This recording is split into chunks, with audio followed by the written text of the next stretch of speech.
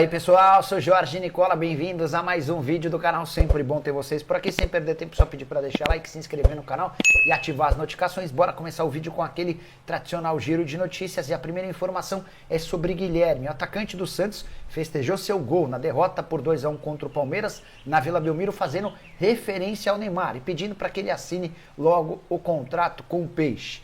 Logo o Guilherme que marcou os 4 gols do Santos no Campeonato Paulista. Guilherme que também está discutindo e acertando os últimos detalhes de uma prorrogação do contrato no Santos com direito a aumento salarial.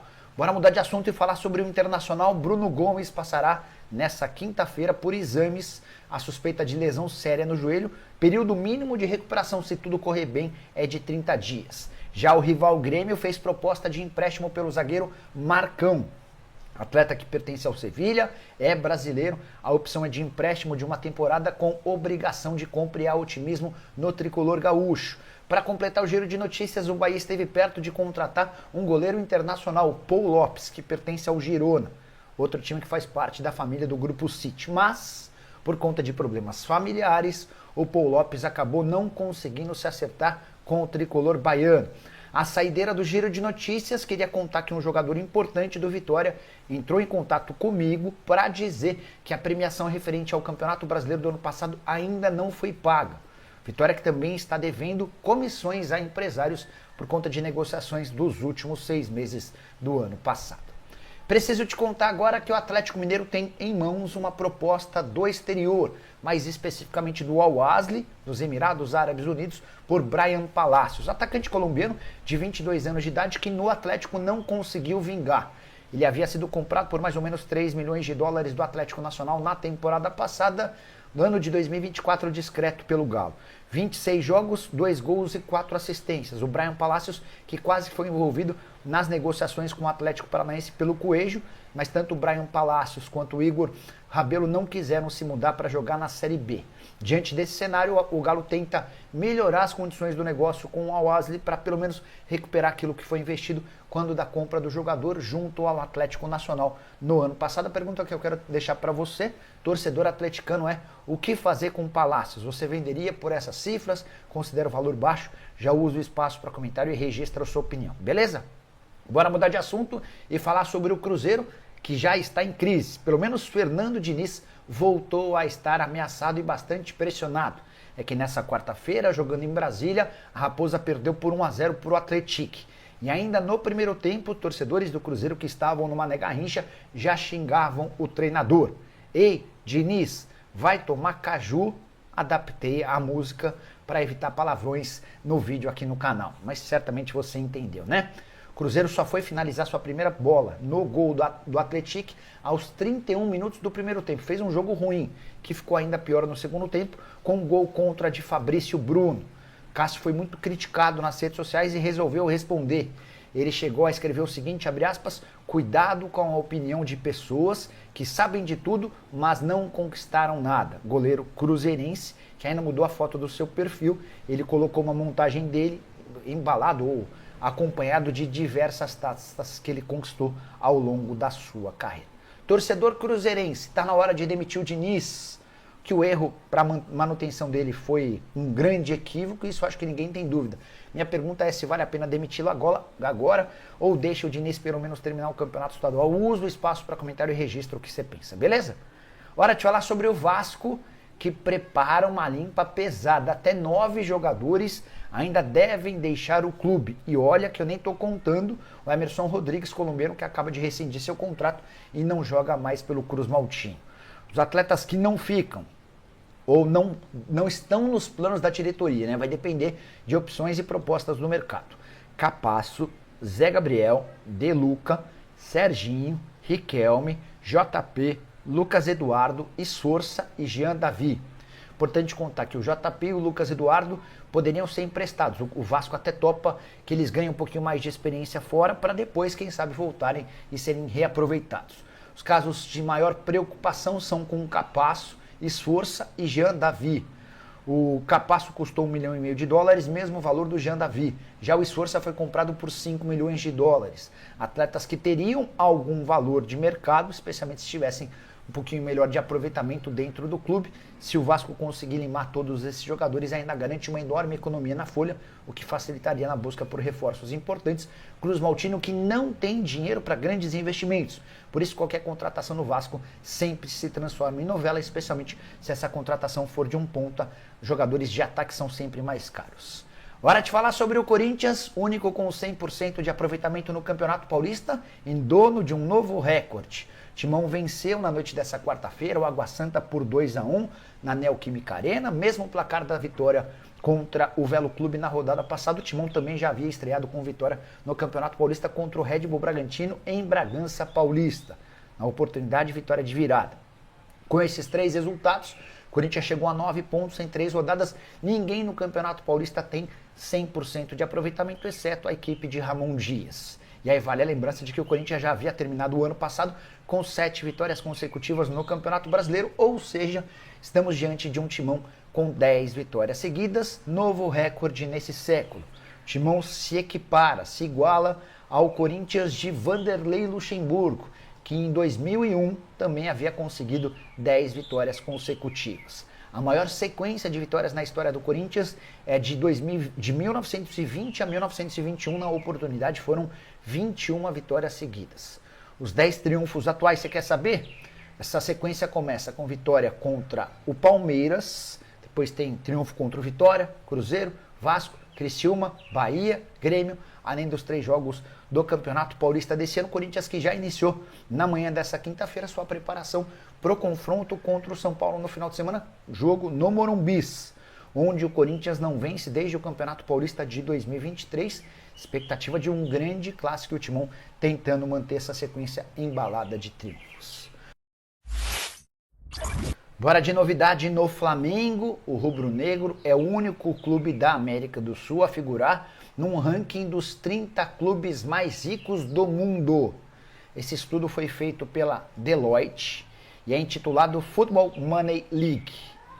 Ele coloca pela primeira vez o Flamengo entre os clubes mais ricos do mundo desde 1997. O Flamengo surge exatamente na posição 30, com 198 milhões de euros. Importante contar que o líder desse ranking é o Real Madrid com 1 bilhão de euros. É o único clube a superar a marca de 1 bilhão. Manchester City na segunda colocação, 837 milhões de euros. PSG em terceiro, Manchester United em quarto. O Bayern de Munique é o quinto, o Barcelona é o sexto. Esse ranking é dominado basicamente por times da Inglaterra, mas conta com a participação de algumas outras superpotências do futebol europeu, entre elas o PSG, clubes da Alemanha e também da Itália.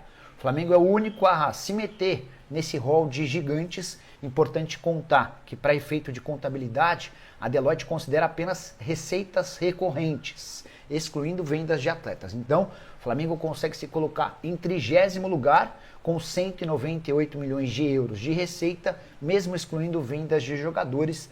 Dá para dizer que o Flamengo, no futebol brasileiro, deita e rola quando o assunto é finanças. Bora falar agora sobre os novos alvos do Palmeiras. Verdão que tem colecionado tropeços e frustrações no mercado de transferências. Foi assim com o Claudinho, deve ser assim com o Andréas Pereira, mas nesse momento o Palmeiras trabalha em cima de 3 frentes.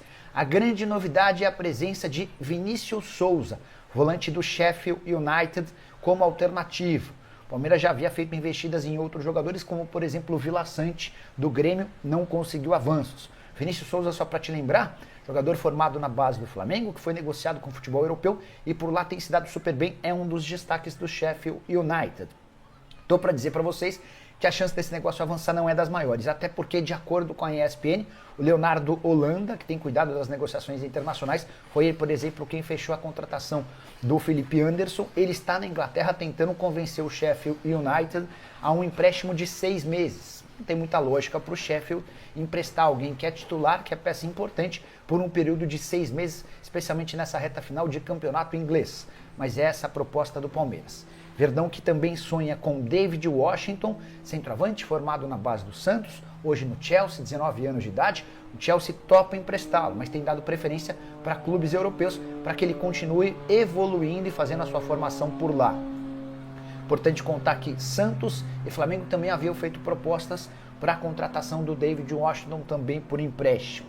Se o Palmeiras aceitasse ou levasse em consideração a chance de uma compra, talvez essa negociação tivesse um pouquinho mais de chance, o David Washington chegaria para resolver o problema com a camisa 9, velho pedido de Abel Ferreira.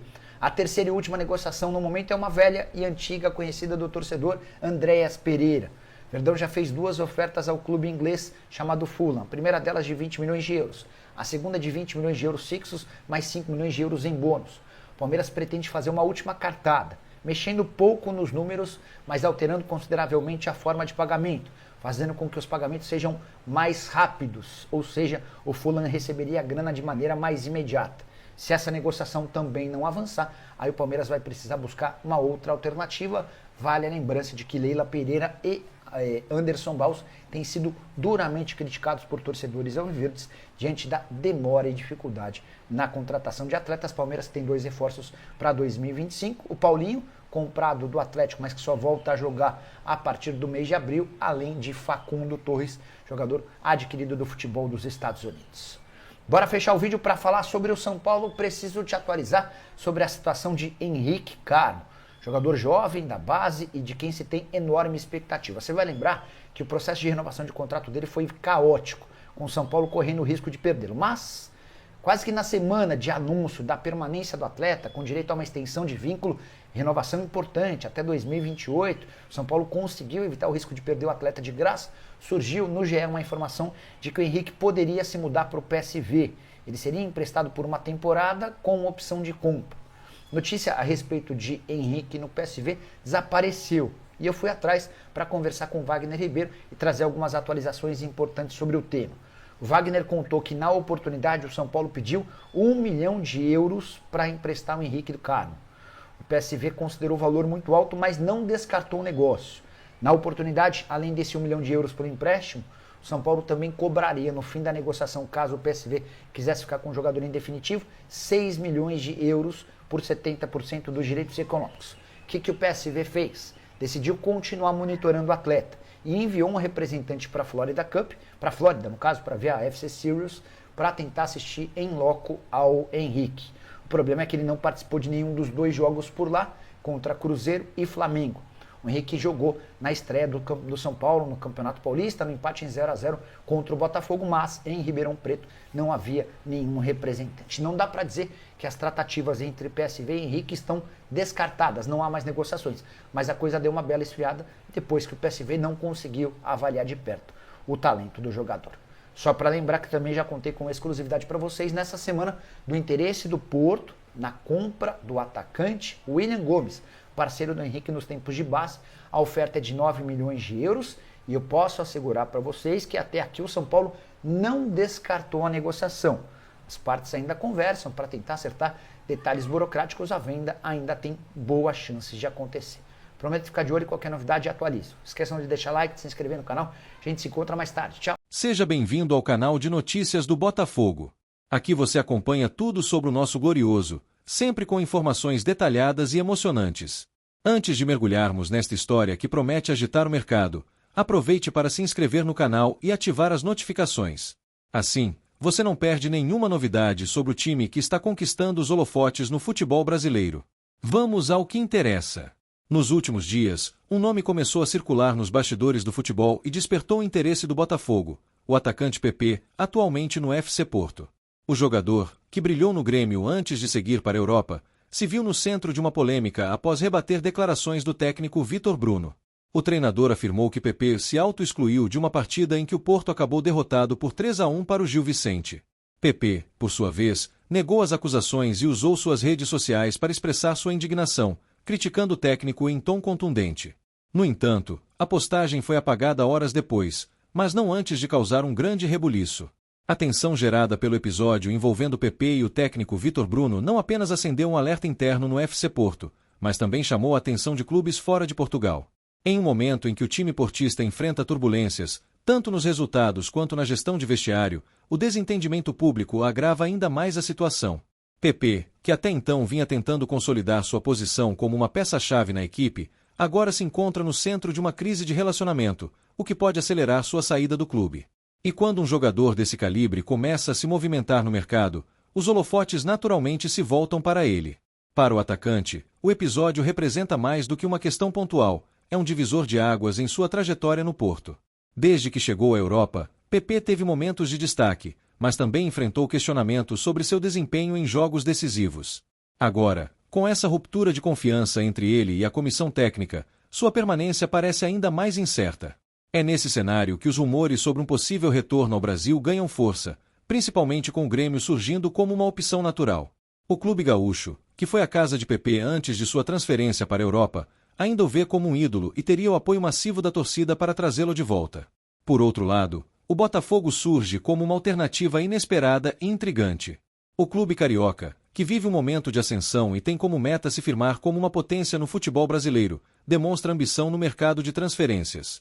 A postura agressiva da diretoria, liderada por John Testor, já é conhecida, e o interesse em PP seria mais um movimento estratégico para elevar o nível técnico do elenco.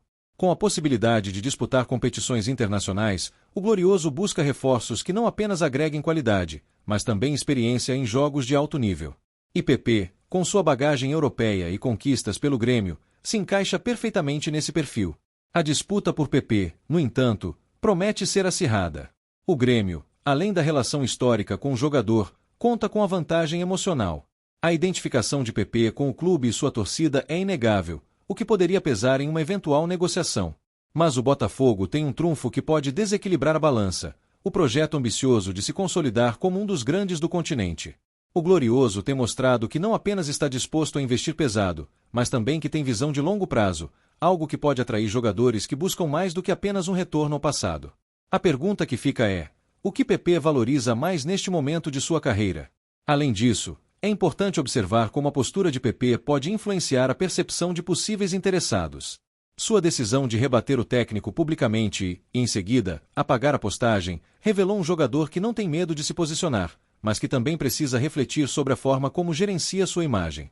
No Botafogo, onde o ambiente tem sido marcado por união e comprometimento, seria crucial avaliar como ele se encaixaria no grupo e se estaria disposto a virar a página de um momento turbulento.